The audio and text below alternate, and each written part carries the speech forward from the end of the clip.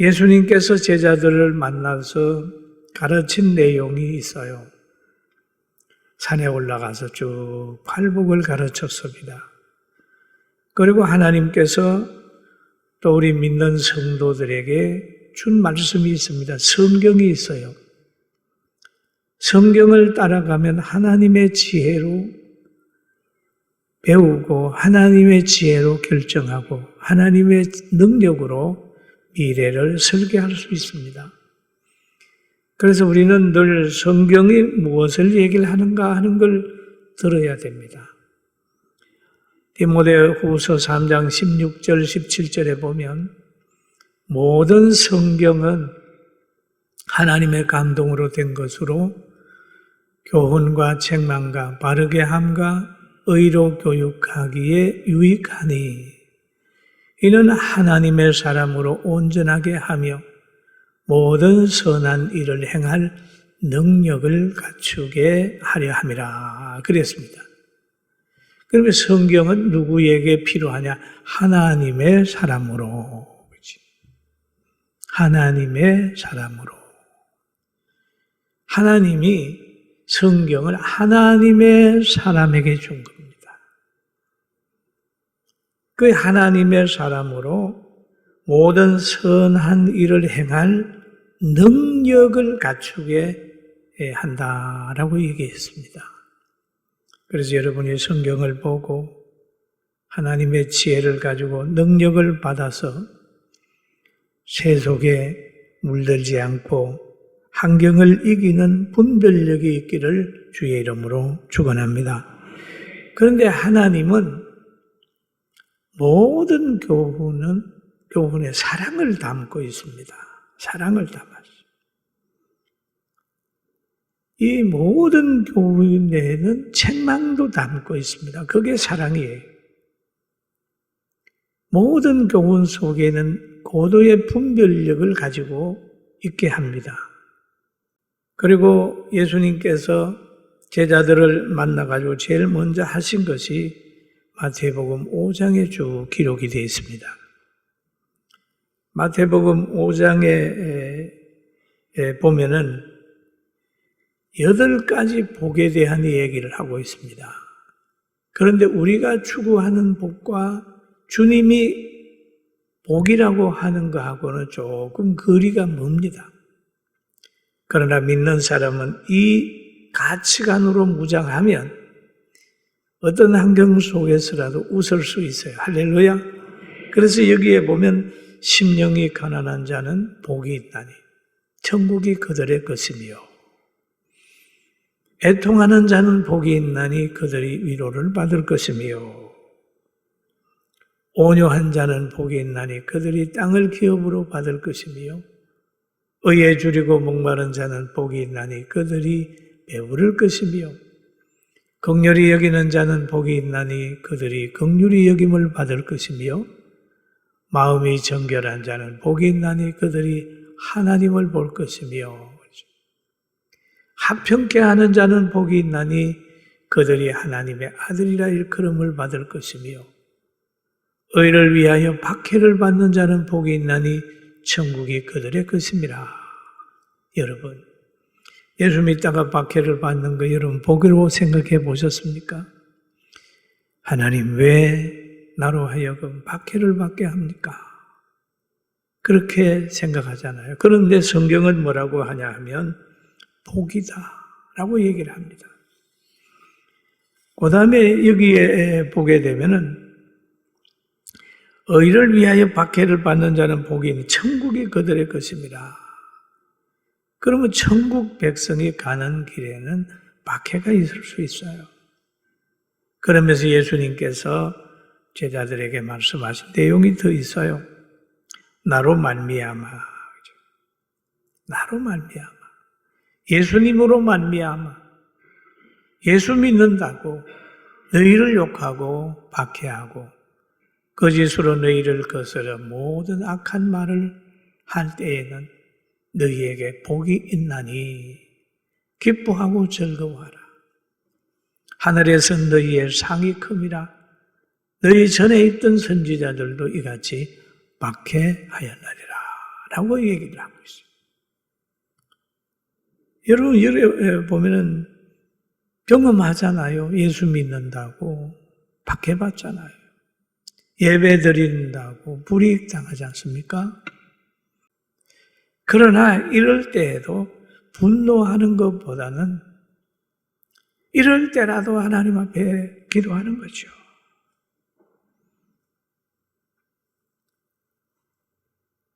믿음으로 극복하면서 박해를 받으면서 가는 겁니다.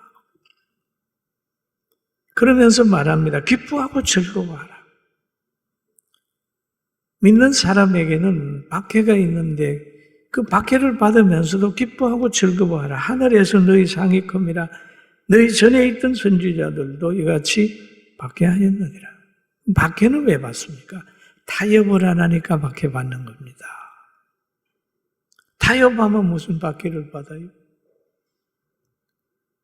우상 섬기라 그러면 섬기고 시키는 대로 하면 박해가 없어요. 그러나 박해하는 사람, 박해를 받으면서도 진리를 세우고 가니까 박해를 받는 거예요. 불문불에 왕의 신상에 절하지 않으니까 불문불에 들어가는 거예요. 전도하지 말라고 하는데 전도하니까 바울이 감옥에 들어가요. 기도하지 말라고 하는데 기도하니까 다니엘이 사자굴에 들어가는 거잖아요. 박해를 받는 거죠. 그런데 진리를 세워가려고 하면 박해는 받게 되어 있습니다. 여러분, 어둠이 주장하는 세계에 환하게 불을 켜보십시오. 불 끄라고 난리지요. 사람의 생명을 천하게 여기고 하는 그런 사람들에게 생명은 천하보다 귀한 것이다라고 얘기를 하면 그들이 추구하는 것을 하지 못하게 되니까 그 말을 못하게 하고 성경을 읽지 못하게 하고 말씀을 전하지 못하게 하지 않습니까? 여러분, 우리에게는 박해를 받을 때라도 기뻐하고 즐거워하는 은혜가 있기를, 능력이 있기를 주님의 이름으로 축원합니다. 심령이 가난한 자, 애통하는 자, 온유한 자, 의에 줄이고 목마른 자, 긍휼히 여기는 자, 여러 가지 있어요. 마음이 정결해야 하나님의 공의의 심판을 볼 수가 있어요. 하나님의 뜻을 알 수가 있습니다. 하나님이 하시는 일을 볼 때 두려워하거나 좌절하거나 태만하지 않고 열심히 살 수밖에 없습니다. 하나님을 알면요, 두려움이 없죠. 좌절도 안 해요. 그리고 적당히 못 삽니다. 여러분, 우리가 살아가는 한 시간 한 시간이 너무너무 소중합니다. 그래서 하나님은 그러잖아요. 주님은 세월을 아끼라 라고 합니다. 성령의 감동으로 온 몸을 하나님께 드렸던 사도 바울은 세상에서 일어나는 여러 가지 일을 보면서 그들을 두려워하지 않고 분노도 하지 않았어요. 왜 그랬을까요? 왜 그렇게 바보처럼 살았을까요? 하나님이 원수 갚아준다는 걸 알기 때문에 그는 여유롭게 살았습니다. 히브리서 10장 30절에 보면 원수 갚는 곳이 내게 있으니 내가 갚으리라. 우리 육체는 음식과 활동으로 건강해진다면 우리의 속사람은 하나님의 말씀을 듣고 순종의 삶으로 건강해지는 거예요. 그리고 이 순종의 삶을 살게 돼야 부끄러움을 당하지 않습니다. 순종의 삶을 살게 되면 환경이 좋아져요. 환경이 좋아요. 우리 교회가 하나님 말씀에 순종의 삶을 살려고 했던 것이 오늘 복지하는 동네가 되지 않습니까? 여러분들이 순종하는 삶을 살면 가정이 행복해질 겁니다. 할렐루야. 부부간에 행복해져요. 가정도 행복해져요. 왜냐하면 성경이 말하는 대로 살면 그 말은 창조주의 말이기 때문에 건강하고 가정을 조성하신 하나님의 말씀이기 때문에 가정도 그 말씀대로 살면 건강해지고 하나님 말씀을 붙들고 살면 사회도 굉장히 아름다워집니다. 근데 말씀을 자꾸 떠나버리니까 이 사회가 삭막해지고 가정에는 계속 갈등이 시작이 되는 거예요. 문제를 찾아내서 회복하는 우리 9월이 됩시다. 할렐루야. 그러면 여기에 보면 하나님께서 예수님의 제자들을 보시고 비판받는 제자들이 되지 않기를 바랬어요. 그래서 비판하지 말라. 너가 비판하면 비판받는다. 비판받지 않으려면 내가 비판하지 마라. 그 말이죠. 그렇잖아요. 주인이 농부 보고 하는 말이 이 지역엔 콩을 심어라, 저긴 팥을 심어라, 고구마를 심어라, 감자를 심어라 그러는 것은 그 지역에서 콩을 수확하고 뭘 수확하겠다는 생각이 있는 거예요. 심으면 거두는 거예요. 땅을 묵히고 버려두면 잡초가 무성하잖아요. 그러니까 여기에서 말하기에 비판하지 마라. 비판으로 심으면 너 비판받아. 그렇게 얘기를 하죠. 여러분 어디 가든지 축복을 심을지언정 비판으로 남을 힘들게 해서 자기가 고통 속으로 빠지는 일이 없기를 주의 이름으로 축원합니다. 그리고 우리에게 가장 소중한 게 뭐냐 하는 걸 알아야 됩니다. 여러분에게 가장 소중한 건 여러분 자신입니다. 여러분 자신보다 더 소중한 것은 이 땅에 아무것도 없습니다. 우리 자신이 소중하기 때문에, 영혼이 소중하기 때문에 우리를 살리시고 우리를 영혼으로 인도하시는 주님이 소중한 거예요. 믿습니까? 믿습니까? 알아야 됩니다. 로마서 5장 8절에 이렇게 얘기하죠. 우리가 아직 죄인 되었을 때에 그리스도께서 우리를 위하여 죽으심으로 하나님께서 우리에 대한 자기의 사랑을 확정하셨느니라. 그리스도께서 우리 죄를 위하여 우리를 위하여 죽으심으로 얼마나 큰 사랑입니까? 또 6장 22절에 보면 이제는 너희가 죄로부터 해방되고 하나님께 종이 되어 거룩함에 이르는 열매를 맺었으니 곧 마지막은 영생이라. 이 가치관, 이 신앙을 가진 바울 사도는 온 몸을 하나님께 드려야지. 이거 진리를 깨닫게 되면요. 얼마나 부유하고 얼마나 시원하고 얼마나 감사한지 몰라요. 오늘 말씀을 들으면서 우리 감사하면서 삽시다. 할렐루야. 아멘. 얼마나 좋아요. 그런데 이런 길을 가게 되는데 이 길을 가는 이 위치가 되기 위해서는 요한복음 1장 12절에 있어요. 말하고 있어요. 영접하는 자 곧 그 이름을 뭐라고 그랬죠? 뭐라고 그랬죠? 그럼요. 영접하는 자 곧 그 이름을 믿는 자들에게는 하나님의 자녀가 되는 권세를 주셨으니 하나님의 자녀가 되는 권세는 바로 길이 되는 권세요. 진리가 되는 권세요. 생명이 되는 권세요. 마귀를 멸할 수 있는 권세를 가진 분이요. 복과 저주를, 부귀와 장수를 한 몸에 지니고 모든 사람에게 줄 수 있는 그런 권세가 그리스도에게 있는 거예요. 우리에게도 그런 것을 하나님이 주셨어요. 얼마나 소중한 사람이 된 걸 우리는 스스로가 알아야 됩니다. 그런데 믿는 자의 제일 좋은 삶은 하나님의 자녀로서의 하나님의 말씀에 순종하는 삶이 가장 소중한 삶입니다.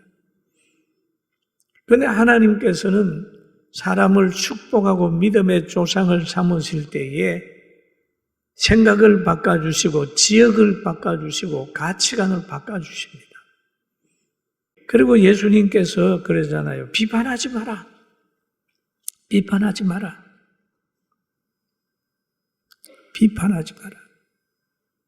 비판으로 심으면 비판받는다. 유다서 1장 10절에 보면 이런 말씀이 있습니다. 이 사람들이 무엇이든지 알지 못하는 것들을 비방하는도다.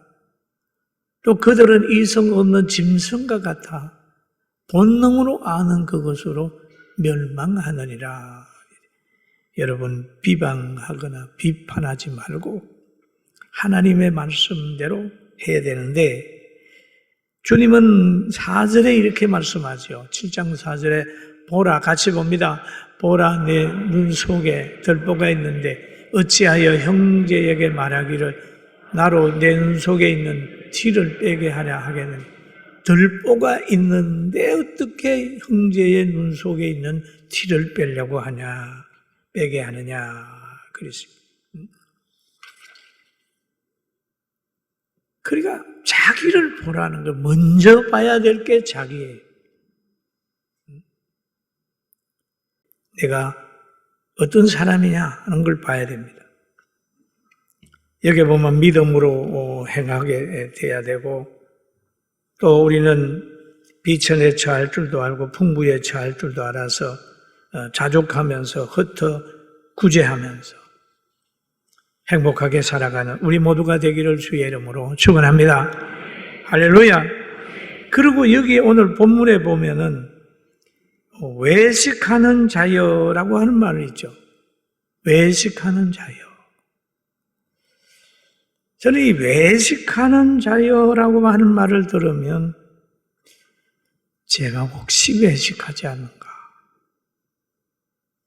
이 말을 하고 가르치는 사람들이 잘못하면 이 외식에 빠지기 쉬워요.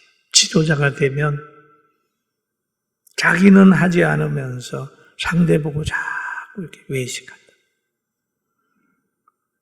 그러다가 보면 약한 부분을 돌아보고 바로 잡으려고 노력하죠. 바울 사도는 매일 회개했다고 그러잖아요. 왜? 전하고 버림 받지 않도록 늘 회개했다고 그러잖아요. 여러분, 혹시 외식하는 사람이 되면 안 되잖아요. 여기에서 외식하는 자여, 내 눈 속에 들보를 빼어라. 그 후에야 밝히 보고 형제의 눈 속에 티를 빼리라. 그러면서 거룩한 것을 그에게 주지 말며 너희 진주를 대지 앞에 던지지 말라.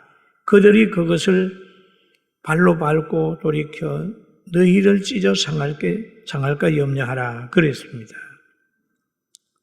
개나 돼지는 거룩한 것을 모릅니다. 진주도 몰라요. 개처럼 먹이로 인하여 감정과 행동과 모든 결과를 따라가는 것은 나중에 가면 물질에 의해서 모든 것이 다 틀어지는 거예요.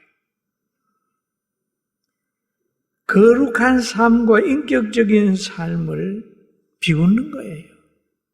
그러잖아요. 뭐 그것이 밥 먹여줘? 뭐 이런 식으로. 먹는데 포인트가 맞춰지는 거예요.